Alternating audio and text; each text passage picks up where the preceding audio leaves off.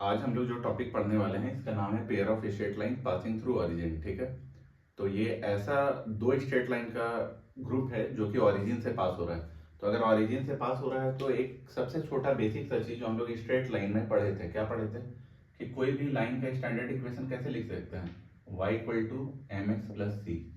और मान लो कि वो लाइन अगर ओरिजिन से पास हो रहा हो तो c क्या हो जाता था, जीरो। तो वहां से आएगा क्या, y equal to M X आएगा। तो कभी भी अगर कोई ऐसा लाइन दिया रहता है तो हम लोग को क्या समझ में आता है कि वो लाइन पक्का कहाँ से पास कर रहा है, ओरिजिन से। मतलब वो लाइन ऐसा भी हो सकता है, ऐसा भी हो सकता है, ऐसा ऐसा और कैसा भी लाइन हो सकता है। ठीक है, ये हम लोग को समझ में आता है। अब ध्यान से देखो, अगर ये बात हम लोग जान गए तो हम लोग जो टॉपिक पढ़ रहे हैं उस पे आते हैं। तो बात मेरा है कि pair of straight lines passing through origin, तो ऐसा दो लाइन हम लोग ले लेते हैं, L1 लाइन और क्या ले लेते हैं, L2 लाइन। ठीक है, जो L1 लाइन है उसका स्लोप है m1, L2 लाइन का स्लोप क्या है, m2। जब इसको हम लोग देखें तो तुम एक बात बताओ, L1 लाइन को हम लोग लिख सकते हैं क्या, y equal to M one X. अगर ऐसा लिखे तो इसको L इक्वल टू जीरो के फॉर्म में कैसे लिखेंगे, M one X minus Y equal to zero. ठीक है, फिर L2 को क्या लिख सकते हैं बताओ, y equal to M two X. फिर ये क्या हो जाएगा, M two X minus Y equal to क्या हो जाएगा, जीरो। जब दोनों को मल्टीप्लाई करेंगे तो क्या मिलेगा, L1 into L two equal to zero, मतलब M one X minus Y into M two X minus Y equal to क्या है, जीरो। जब मल्टीप्लाई करोगे इन लोग दोनों को तो क्या आएगा, M one M two X square, फिर क्या आएगा minus M one X Y, और यहाँ से क्या आएगा minus M two X Y plus Y square equal to क्या, जीरो। इसको अच्छे से लिखो तो देखो तुम लोग को क्या मिलेगा, M one M two X square. ठीक है, यहाँ से तुम माइनस एक्स वाई कॉमन ले लो तो क्या आएगा, M one plus M two, और यहाँ क्या बचेगा, वाई स्क्वायर इक्वल टू कितना, जीरो। ठीक है, अब तुम इसको देखो, और इसको देखने के बाद ये तो चलो y equal to M one X लिए थे तो ऐसा इक्वेशन आया। इसको अगर हम लोग स्टैंडर्ड फॉर्म में लिखें तो देखो कैसे लिख सकते हैं। इसको हम लोग लिख सकते हैं A X square plus two H X Y plus B Y square equal to zero. ये किसको रिप्रेजेंट करता है, तो ये रिप्रेजेंट करता है pair of straight line, pair of straight line passing through origin. ठीक है, pair of straight line passing through origin. एक बात और यहाँ पे तुमको नोटिस करना है, यहाँ पे ये वाला जो टर्म है इसमें x का पावर कितना है, दो। यहाँ पे y का जो टर्म है उसका पावर कितना है, टू। और यहाँ x का भी टर्म का पावर वन है, यहाँ भी पावर वन है, तो दोनों का सम कितना हो गया, टू। तो तीनों टर्म का पावर कितना है, टू। जब भी ऐसा होता है, जिस भी इक्वेशन में अगर हर एक इंडिविजुअल टर्म में वेरिएबल का पावर सेम हो तो उसको हम लोग होमोजीनस इक्वेशन बोलते हैं। तो ये कैसा इक्वेशन है, होमोजीनस इक्वेशन। ठीक है, तो दो बात पता चला, ये होमोजीनस इक्वेशन भी है और ये pair of straight line passing through origin भी है। तो आज के बाद अगर ऐसा कुछ भी तुमको दिख गया कभी, जैसे यहाँ देखो एक्स स्क्वायर वाला, वाई स्क्वायर वाला और एक्स वाई, सिर्फ इतना ही है। अगर इतना है तो तुम समझ जाना वो pair of straight line passing through क्या है, ओरिजिन। अब देखो यहाँ से हम लोग दो बहुत इंपॉर्टेंट रिजल्ट निकाल सकते हैं। देखो ये भी pair of straight line passing through origin है और ये भी pair of straight line passing through origin है। और क्योंकि ये दोनों सेम ही हैं, तो कभी भी कोई दो लाइन सेम होता है तो उसमें वेरिएबल के कोफिशिएंट का रेशियो क्या होता है, सेम। तो हम लोग वेरिएबल के कोफिशिएंट के रेशियो को क्या बोल सकते हैं, सेम। अगर ऐसा बोलेंगे तो देखो हम लोग को क्या रिजल्ट मिला। ठीक है, बहुत इंपॉर्टेंट रिजल्ट मिलेगा, इसी रिजल्ट से आईआईटी जेईई में बहुत बार क्वेश्चन पूछा गया है। ठीक है, तो बहुत इंपॉर्टेंट रिजल्ट है ये। और स्टेट बोर्ड जो महाराष्ट्र स्टेट बोर्ड है या जिस भी स्टेट बोर्ड में ये चैप्टर है तुम्हारे, ठीक है, बोर्ड में आने वाला, उसमें इसका डेरिवेशन बहुत पूछा जाता है। महाराष्ट्र बोर्ड में तो ये 8-9 बार पूछा गया है ये डेरिवेशन। ठीक है, तो ध्यान से देखो, तो जब तुम इसको कंपेयर करोगे तो यहाँ देखो एक्स स्क्वायर के बगल में क्या लिखा हुआ है, एम वन एम टू।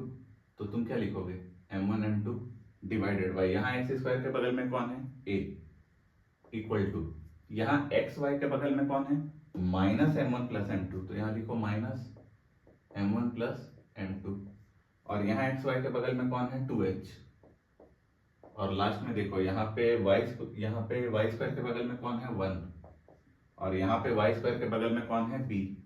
ठीक है, अब चलो इक्वेट करो, इसको इससे इक्वेट करो और इसको इससे इक्वेट करो। तो फर्स्ट इसको इन दोनों को इक्वेट करना है, तो तुम बताओ M one plus M two क्या आएगा, ये आएगा -2h/b, ठीक है। और सेकंड m1 इंटू m2 क्या आएगा, तो इन लोग दोनों को इक्वेट करो, ये आएगा a/b, ये आएगा -2h/b और ये आएगा a/b, ठीक है।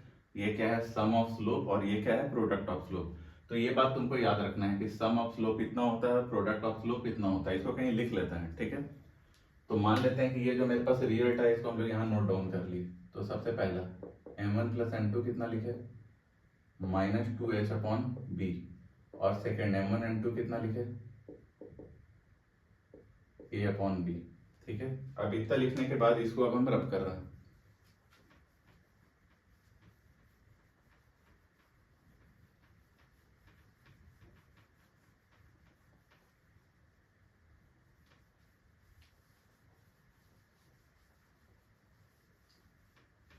देखो अब हम लोग को अब नेक्स्ट टारगेट मेरा क्या है, तो नेक्स्ट टारगेट है एंगल बिटवीन लाइंस चाहिए, ठीक है। एंगल बिटवीन लाइंस, अगर एंगल बिटवीन लाइंस चाहिए तो एंगल तो दोनों हो सकता है। इसको थीटा बोलोगे तो इधर वाला अल्फा हो जाएगा, एक एक्यूट है तो दूसरा ऑब्ट्यूज होगा, ये सब तो हम लोग जान रहे हैं, पढ़ चुके हैं। तो कोई भी चलो एक्यूट एंगल थीटा निकालते हैं, तो वो कैसे निकालते हैं वो देखते हैं। तो एकदम जनरल तुम स्ट्रेट लाइन में जो पढ़े थे वहां वापस आ जाओ। तो तुम बताओ, एक लाइन का स्लोप m1 है, दूसरे लाइन का स्लोप m2 है, तो दोनों के बीच का एंगल कैसे निकालते थे हम लोग, tan theta equal to mod of m1 - m2 whole divided by 1 + m1 m2, यही निकालते थे। तो एक बात बताओ, m1 m2 का तो वैल्यू हम लोग को यहाँ पे पता है, लेकिन m1 - m2 का वैल्यू नहीं पता है। तो तुम 10th क्लास में भी ऐसा रूट वाला बहुत क्वेश्चन सॉल्व करते थे, और अभी तो हम लोग उसको याद ही कर लेते हैं, ठीक है। लेकिन फिर भी हम तुमको दिखा देते हैं कि कैसे आया। देखो कभी भी अगर तुमको दो चीज पता हो, अगर तुमको सम पता हो, m1 + m2 अगर तुमको पता हो, और तुमको अगर m1 × m2 पता हो, m1 × m2, तो तुम m1 - m2 भी निकाल सकते हो, ठीक है। या तो फिर अगर m1 - m2 पता है, m1 m2 पता है, तो तुम m1 + m2 भी निकाल सकते हो। तो अभी जिस चीज का नीड है हम वही करने वाले हैं। तो अभी नीड किस चीज का है कि ये दोनों चीज हम लोग को पता है, और तीसरा चीज निकालना है। तो तुमको जो भी निकालना है उसको लिख लो। तो हम जनरलाइज करने वाले हैं, तो m पे नहीं करने वाले हैं, a और b पे करने वाले हैं। वो तुम ज्यादा फैमिलियर हो उससे, इसीलिए करने वाले हैं। तो चलो देखते हैं। फॉर एग्जाम्पल हम लोग को अगर a + b पता है, हम लोग को a b पता है, ठीक है। हम लोग को निकालना क्या है, a - b। तो तुमको जो भी निकालना है ना उसका स्क्वायर कर दो, तो क्या होगा बताओ, a² + b² - 2ab, यही होगा। और अगर ऐसा हुआ तो तुमको राइट साइड में क्या लाना है, तुमको राइट साइड में लाना है a + b का होल स्क्वायर, क्योंकि तुमको a + b पता है। तो उसके लिए तुम क्या करोगे, +2ab लिख दोगे। तो मैथ है, तुम अपने मन से तो कुछ नहीं कर सकते हो। जब तुम +2ab किए तो तुमको -2ab भी करना होगा। अब तुम एक बात बताओ, a² + b² + 2ab, ये तीन टर्म मिलके क्या दे दिया, तो ये तीन टर्म मिलके दे दिया a + b का होल स्क्वायर, ठीक है। और इधर वाला क्या दे दिया, -2ab, ठीक। तो तुमको फाइनली तो a - b चाहिए था ना, तो a - b क्या होगा, √a + b का होल स्क्वायर -2ab, आ गया। तो अब तुमको सम भी पता है, प्रोडक्ट भी पता है, तो डिफरेंस निकल जाएगा। इसी को देखते हुए हम लोग यहाँ पे लिखने वाले हैं, ठीक है। और यहाँ पे लिखेंगे तो क्या लिखेंगे तुम बताओ। तो यहाँ पे क्या होगा, m1 - m2 को क्या लिख सकते हैं, √m1 + m2 का होल स्क्वायर माइनस, ये 2 हम गलत कर रहे हैं यहाँ पे। देखो ये -2 और ये -2, -2 क्या हो गया, -4 हो गया। तो यहाँ कितना आ गया, -4, यहाँ कितना आ गया, -4 आ गया, ठीक है। तो अब लिखो -4, यहाँ पे क्या, m1 m2। क्यों -4 आया, देखो हम लोग इसको ले लिए, इसको ले लिए, इसको ले लिए, लेकिन ये वाला टर्म और ये वाला टर्म तो छूट गया ना। तो -2 कितना हो गया, -4 हो गया।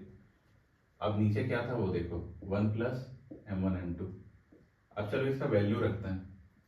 जब वैल्यू पुट किया तो तुम बताओ, m1 + m2 का होल स्क्वायर मतलब इसका होल स्क्वायर, तो 4h² / b² कितना आएगा, 4h² / b², -4m1 m2 मतलब -4a क्या, b, whole divided by 1 + a/b, ठीक है।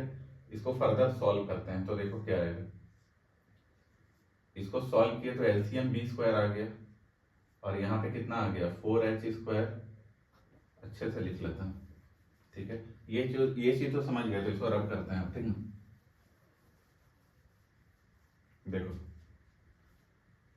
इसके बाद अब हम लोग क्या किए कि यहाँ पे क्या आया, यहाँ पे आया 4h² माइनस 4ab। क्यों? क्योंकि b स्क्वायर हम लोग एलसीएम ले लिए, b स्क्वायर एलसीएम लिए तो यहाँ यही रह गया, और यहाँ किससे मल्टीप्लाई हो गया, b से मल्टीप्लाई हो गया, क्योंकि एक ही b था। और यहाँ नीचे कितना आ गया, a plus B upon B, ठीक है, इसका मॉड। अब तुम एक बात बताओ कि ये बी स्क्वायर जब रूट से हटेगा तो क्या बचेगा, सिर्फ बी बचेगा, तो इसको हम लोग लिख सकते हैं। और यहाँ 4, यहाँ 4 को पूरा कॉमन लेके बाहर निकाल दे रहे हैं, तो क्या होगा 2√h² minus A B divided by B, और whole divided by A plus B by B. ये बी भी तो कट गया, और फाइनली मेरे पास आया tan theta equal to 2√h² minus A B divided by A plus B.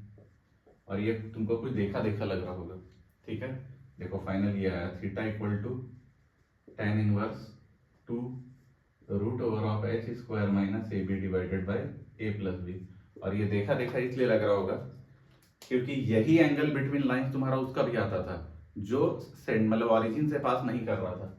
ऐसा लाइन जो ऑरिजिन से पास नहीं करता था उसका भी यही एंगल का फॉर्मूला आ रहा था, जो ऑरिजिन से पास हो रहा है उसका भी यही फॉर्मूला आ रहा है, ठीक है। दोनों का फॉर्मूला सेम आ रहा है, तो वही तुमको याद रखना है, ठीक है। एंगल बिटवीन लाइन दोनों के लिए सेम होगा। तो ये जो भी डेरिवेशन बताए वो तुम्हारे स्कूल के एग्जाम के लिए भी उतना ही इंपॉर्टेंट है जितना आईआईटी जेई के लिए इंपॉर्टेंट है, ठीक है। और सीईटी साथ में, वो भी जो तुम्हारा जेई में एक तरह से जो बेसिक क्वेश्चन पूछा जा चुका है जेई में, वही इंपॉर्टेंट क्वेश्चन हो जाता है सीईटी में के लिए भी, ठीक है। और बाकी अदर इंजीनियरिंग एग्जाम में भी उससे छोटा छोटा क्वेश्चन पूछा जा सकता है।